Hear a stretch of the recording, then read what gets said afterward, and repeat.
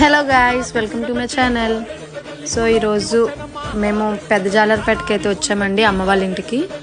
ఎందుకంటే అక్కడ గంగమ్మ తల్లి పండుగ చేస్తున్నారు. December 26th ఎవ్రీ ఇయర్ మేము గంగమ్మ తల్లి పండుగ చేసుకుంటామండి. ఎందుకంటే ఒకనొక టైంలో మాకు ఈ రోజునే మాకు సునామీ వచ్చిందని అంటారు. సో అందుకని అమ్మవారిని శాంతింపజేయడానికి మేము ఎవ్రీ ఇయర్ 26th ఇక్కడికి వచ్చి అమ్మవారికి పూజలు అయితే చేస్తామండి. చూస్తున్నారుగా, నేను అమ్మవారిని ఇసుకతో అయితే చేస్తున్నాను.